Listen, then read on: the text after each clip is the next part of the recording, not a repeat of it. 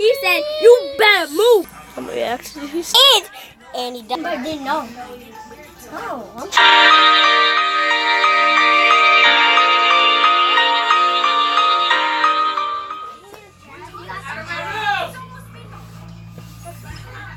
You went into my room and got the hamsters out?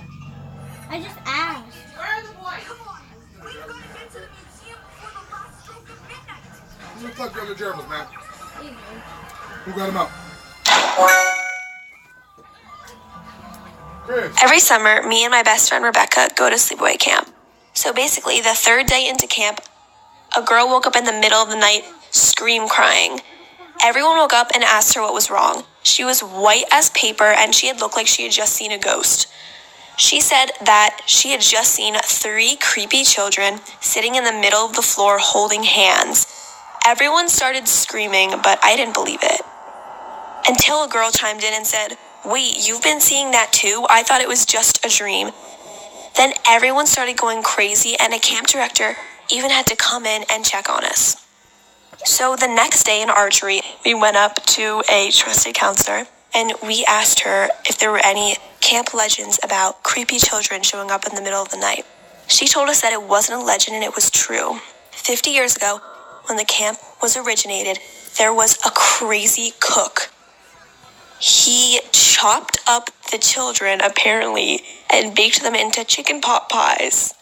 Our counselor told us that these creepy children were the ghost of the children that he put into the chicken pot pie. We all started screaming because how would the girl know if she had never heard the story before? We all knew that it was true and we were spreading the rumor around camp.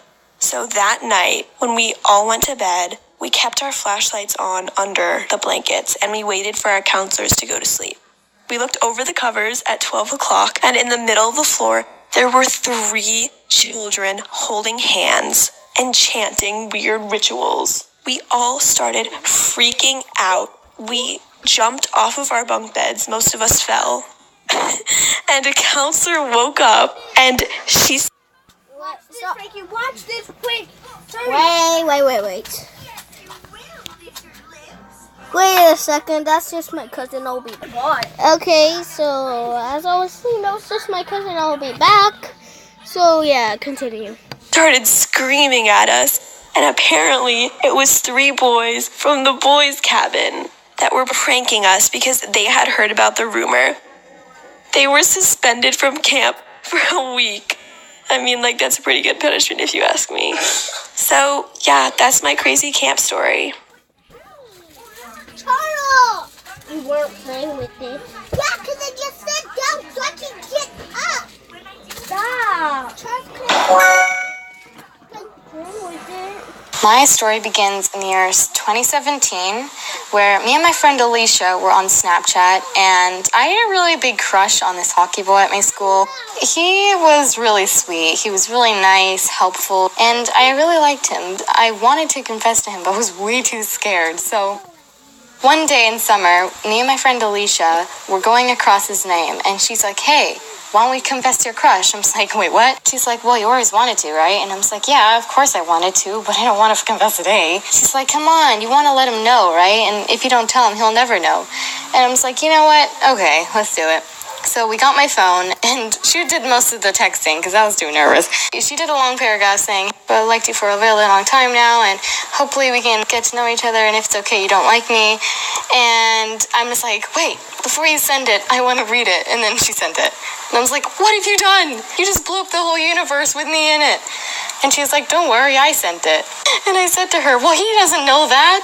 So I was panicking the whole entire time. We waited about like 2 hours, and eventually he came back with a response. And I said to her, "I don't want to look at it. What if he says no? What if he says yes and it goes all awkward?" She's like, "Do you want me to read it out for you?" And I was like, "Yeah, sure." So she opened it, and I was nervous and excited at the same time. I was covering my eyes, and she opened the snap, and she looked up at me with a sad face. I was like, "What?" Sorry, I was a little carried away and she's back. Jokey person. She loves to joke around all the time. It's like, "Okay, what is it?" And she's like, "This is what he said." "Okay, I'm sorry, but I don't really like you the same way. Don't worry, it won't be awkward. We're still good friends." And I'm just like, What? So I grabbed the phone out of her hand and started scrolling through the messaging, and I saw what he said. I was like, oh my God. I can't believe we did this, and I can't believe I got this. I should have done told him at all. Wait a second. Back. She's like, don't worry, it's a good thing that you told him now. Now he knows. And it's like, now he knows that he hates me, and now he knows that I'm really nervous to see him at school. So I was upset, really upset. I didn't cry at all. I was just hiding it in. And then I messaged him saying, oh, it's okay. Thanks for your honesty. Secretly, I was crying inside. And then my friend Alicia turned to me and said, are you okay? And I was like, yeah, I'm fine. Covering the tears. She's like, well, I have to go home. I'll see you later. And I was like, okay, bye. And then the whole afternoon, I didn't know what to say. I didn't know whether to talk to him anymore or just not speak to him at all. So I just left it there. And we're still chatting today, and it's still, like, not awkward. We're still good friends. It's just, I really wish he knew that I still like him, and I really wish that he liked me. Oh,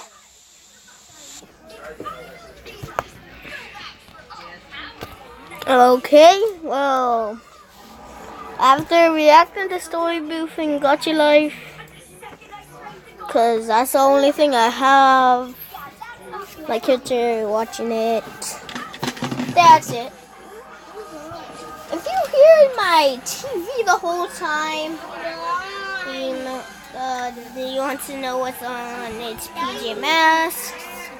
I'm also a kid, or am I? Oh well, who knows? Bye.